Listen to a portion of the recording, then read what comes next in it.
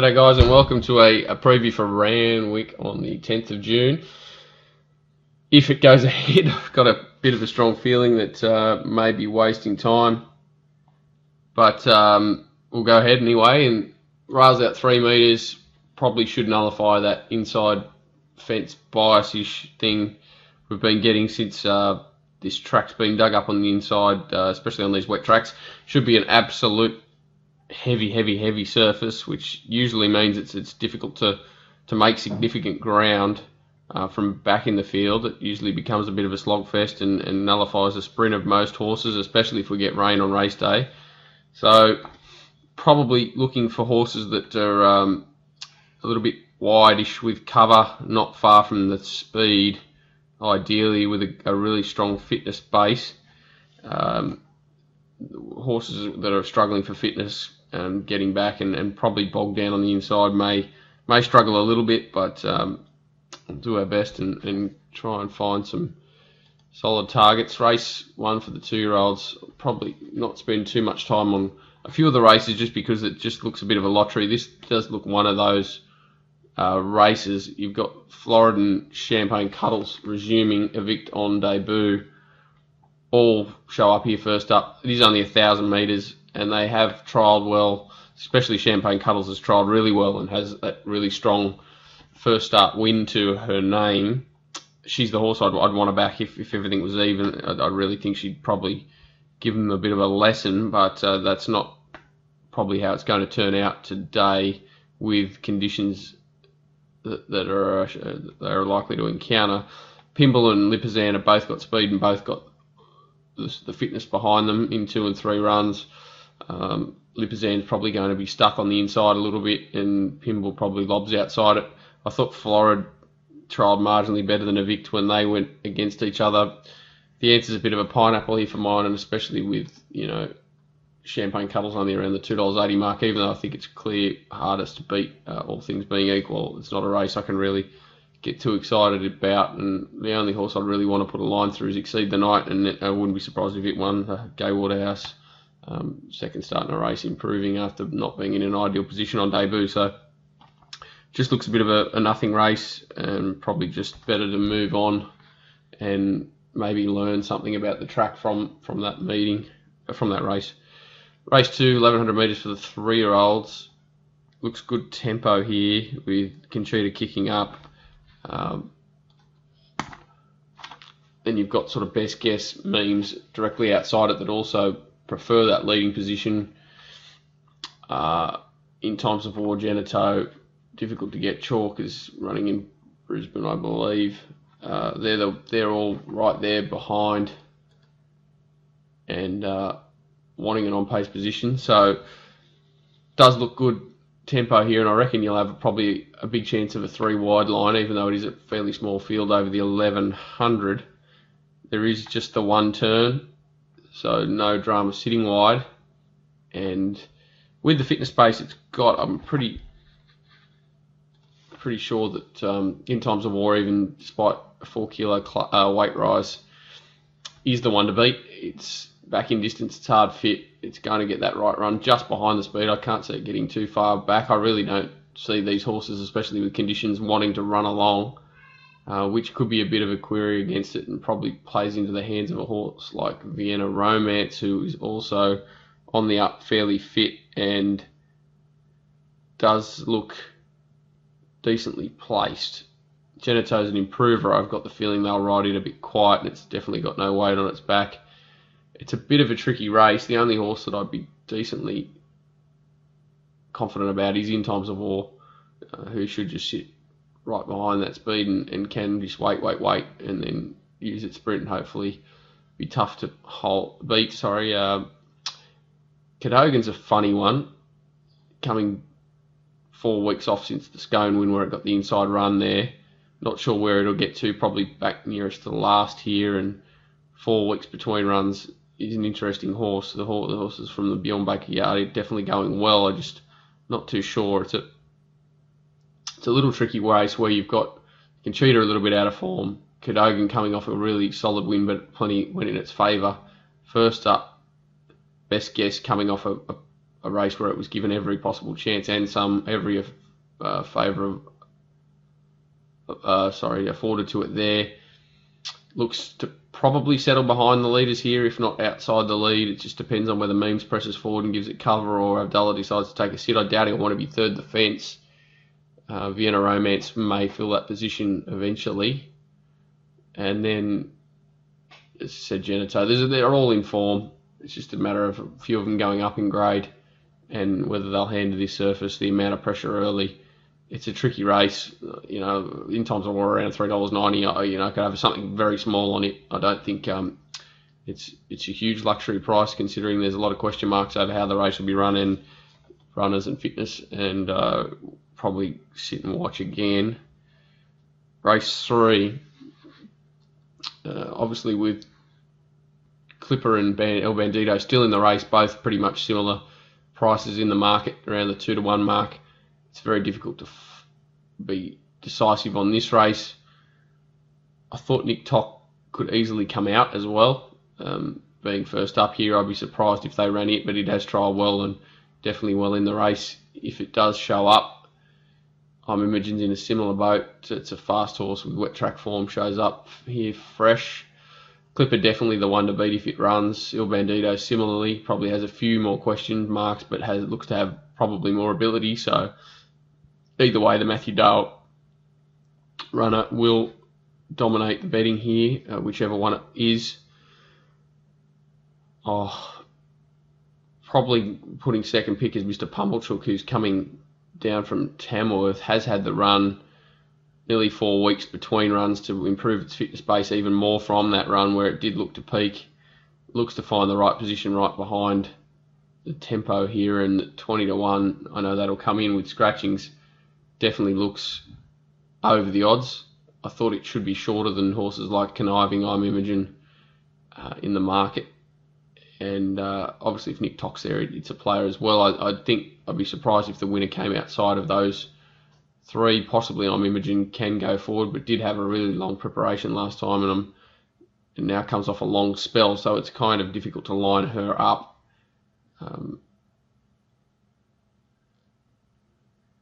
I think I'm going to go a little bit wide, actually. Sorry, with exotics here, I'm saying, like, if Nick Tock shows up, it's between Nick Tock, Clipper, Il Bandito mainly for the top position, Mr. Pumblechook, and I'm throwing in horses like Pell off the quick backup, hard fit. Definitely an improving type, even though it had its chance the other day. Is around 70-1 for the exotic, so probably skinny at the top end, but it does look like the ones just outside the market may be priced a little bit short, and there is a gap there. There's not much between those horses and the roughies in the race that are priced pretty aggressively. Race 4, another race you probably don't want to spend too much time on. Broadside ticks all the boxes for mine, apart from the proven at the distance mark, but for all it shows, it's a tough on pacer. It's come off 2 ridiculously fast tempos its last 2 and been strong at the end of them. Obviously raising in grade pretty quickly, but it does look an easier race on paper than the last start, showing by the 5 kilo rise in the weights here, despite not winning. So if he gets the extra 800 metres, I think it nearly wins this race. Soviet Charge chased it home pretty well the other day. It's not really proven out to this trip, has a placing over 3,000 in a week race at Moonee Valley. Has a solid enough form, but not too exciting to say that it's a really strong danger. The other horse definitely looks to be the one with better form, but does have good wet track credentials. Going further down the page, the only other horse that I really think can improve up to this trip's Plot Twist. I thought it's a really one-pace type that will be suited out to this sort of trip. Forgiving of its previous starts, and its wet track form's okay. It's just a horse that's interesting, and that I thought would be suited out to this sort of distance range and should be fit now and ready to do something, even though it was beaten nearly 10 last start by the likes of Allergic, Broadside and Soviet Courage. So interesting to see what happens here. But for me, Broadside, Soviet Courage, Plot Twist, clearly the top 3. Race 5. I thought this was the hardest race of the day. San Pablo probably the leader, really tough and a good each way hope.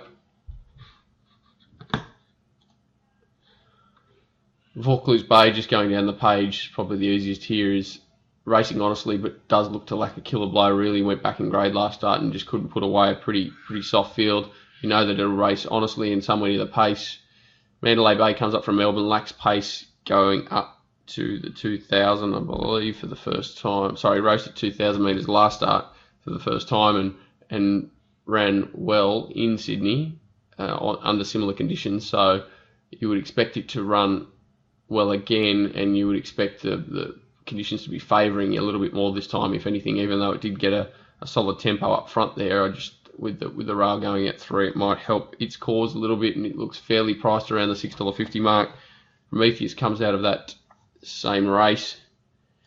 Definite improver, fitness-wise, better for that 2,000 metre run. Gets the jockey change, which does look a positive. With Abdallah riding and very hungry at the moment. Definite player. Outback Rain, Melbourne form's only fair, jumping from a mile to 2,000 is probably one I'm looking to risk.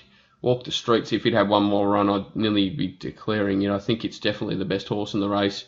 Just 4th run back, 7-day back up, going from 15 to 2,000 is the only query. Does look to be clearly the most promising horse in this race, and wouldn't be surprised if it towed them up despite the lack of fitness compared to a few of the others, the lack of a 2,000 metre run anyway. Lord Kingsley's a bit of a knockout player. He's just got a few versions of him, but he's tough and can put in when things suit him. But for me, I really think Walk the Streets and Prometheus are probably the two, with Mandalay Bay close behind. Definitely Walk the Streets top pick ability-wise. Just that little concern over the fitness base compared to a few of the others, but looks fairly priced and may get out considering that tomorrow. Next race, and it doesn't get easier. Quick Feet going well. 1,400 very soft is a question mark for mine. 61 kilos, and where does it get to in the run? So a few queries against it. Probably $10 might be a bit short of where I'd mark it. Probably a little bit longer than that. Winetails faces a big task first up. Dagny, not sure what to make of that run last week. Obviously prefers the wetter surfaces and can improve quickly.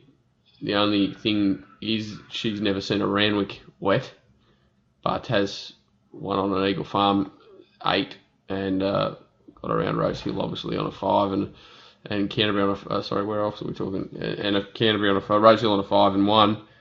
So adept to wet, it's just whether you see a Randwick wet for the first time. It's nice and strong fitness base. 15 back to 14 looks ideal on the 7-day back up. Looks to find a position right behind the lead and can understand why it's short in the betting, but not one that you can have superior confidence about. Probably want to see some good solid money for it late in betting. Heavenly Anna's a horse. You got to watch the replay a bit last start to sort of appreciate it's going better than it looks. It drew an inside gate last start, which looked a positive. Ended up out the back, coming to the turn and widest in the straight, ran home strongly. Tempo was only fair there too, so it's had plenty of merit in there. It was well set up and does appreciate wet ground, so it should have run well there and did with things against. Not sure where it gets to from gate 12 here, whether they press forward with El Mio Destino at the start or ride it a little bit quiet, which it's a funny horse like that. It does seem to race well, push forward, and maybe with the tempo of 14, they'll chance their arm a bit at the start, and she can run a really positive race. Anisha was a complete forgive last start. Everything went wrong with the blinkers first time, just got over racing and had a torrid run. Can improve back onto this sort of surface, especially if running on. Labian's honest, never far away, steps up, set up solid, but the inside gate and probably midfield. Collett tends to ride those horses better than most, so can be suited. All in the reflexes is going well, probably fit now and close to peaking, just a matter of the heavy surface. And Tennessee Hussey's an interesting horse. I thought it was not given every chance last start. Got cluttered away there. Hopefully finds a position just behind the tempo, one off, and does look to be going well enough to feature in a race like this at around the $19 mark. So $21 with the tab. So it's probably the value of the race for mine. I did pinch a bit of the place price Anisha early, but it was a lot longer than it is now.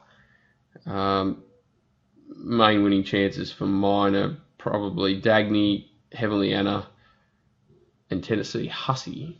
I think, anything north of $6, Heavenly Anna looks nice. Anything north of sort of $10 looks nice for Tennessee Hussey. And Dagny's probably the one you've just got to save on, because you can just see it improving back to its level of 2 runs ago, which is definitely good enough here. If Anisha gets out north of 20 to 1, I could talk about having something on it too at big odds. Race 7, another even race, another one hard to line up. We've got horses resuming, horses finding wet tracks. Not a huge amount of tempo for a sprint race, and a lot of funny little things going on here. I thought Felines was coming off a forgive effort last start. That race at Scone was running at farcical tempo, and she ran quite well there considering the things against her. She can run well. The Monstar's going well. It's just not a horse I tend to find, and a few funny gear changes and a rider change, and it just looks a bit murky for it here. Flippant first up off one trial is difficult to find. It has the ability if it was right, but usually improves with a run under its belt. I thought Centre Pivot trialled well and can run a race at big odds, sort of 50 to 1. Definitely looks a place hope at that price. Kadiro didn't look to be any fluke to it last start, but how does it handle a really heavy track, and where does it get to from that wide gate? Hard to put a line through it after last start. It was dominant over most of these horses, but can it go back to back with similar? Ins and Out can be fitter, but definitely had every chance last start. It's not a horse you really want to go out of your way to find in a race like this. It'll probably be a bit weak late, but it should get its chance. Mr. Manhattan comes off a complete forgive. It's probably going to need a really good ride to be in the finish, but does look to be going well enough for mine. And Old Man Sam's hard fit, got the inside gate, a bit of pace, and could be a knockout at odds just because of that. It's that sort of race. It just could be in the right place at the right time. Felines is probably the one horse I think I could back with any conviction. I'm not surprised by any result here, and definitely not too worried about, never look too excited about betting into this race too heavily. Race 8. This race is impossible. I'm not going to spend too much time on it. I'll just go down through it just to give a rundown. Imperial Aviator's first up for Gay Waterhouse. A couple of trials where it's been pushed out. Blinkers go on.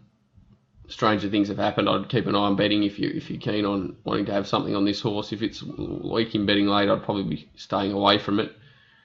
It would take a huge training performance and to get this horse near the mark first up over this trip on this sort of surface. Curra's going okay, 2,000 plus is a query, especially on this sort of ground. Definitely fit enough to give this a shake.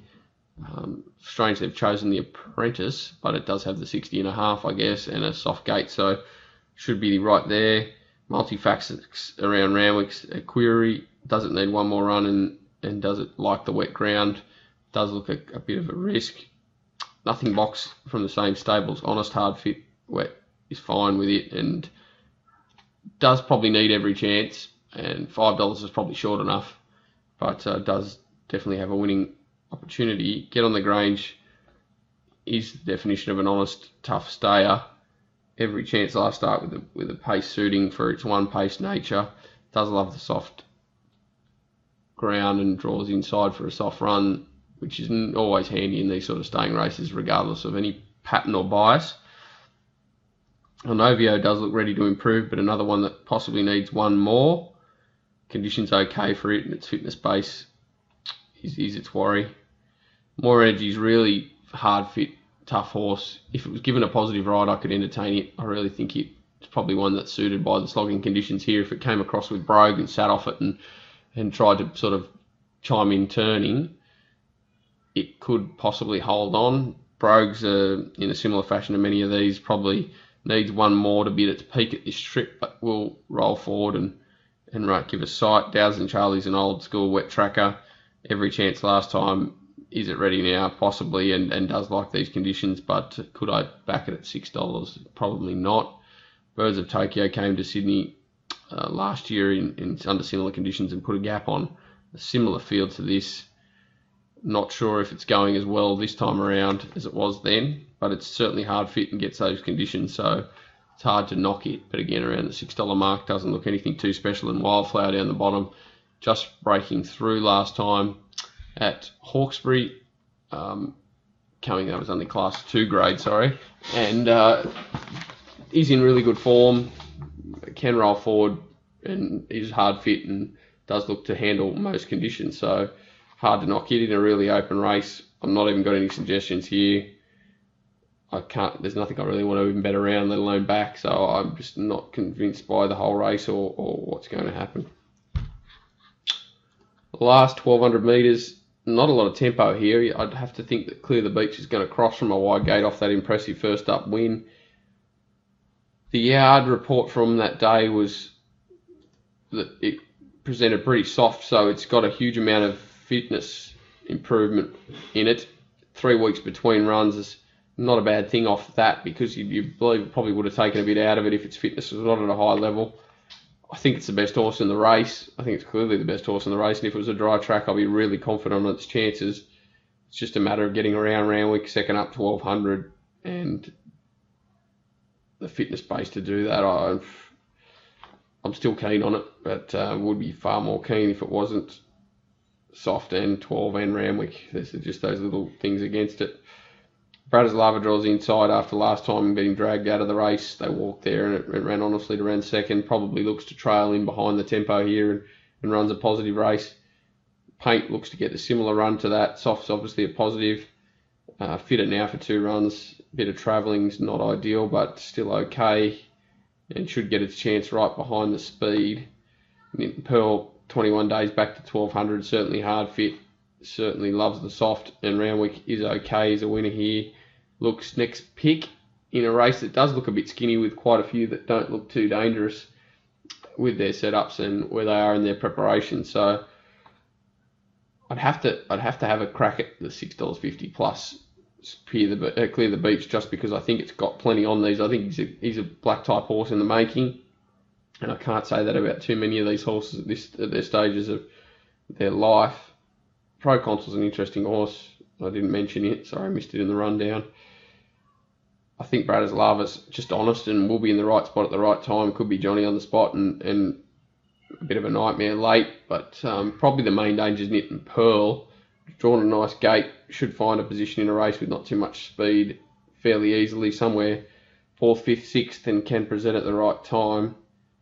I'd probably have it second pick, and then query runners like Paint, Brigadoon Rise, Proconsul in behind it, but I think they have to improve a touch to be winning capable horses here.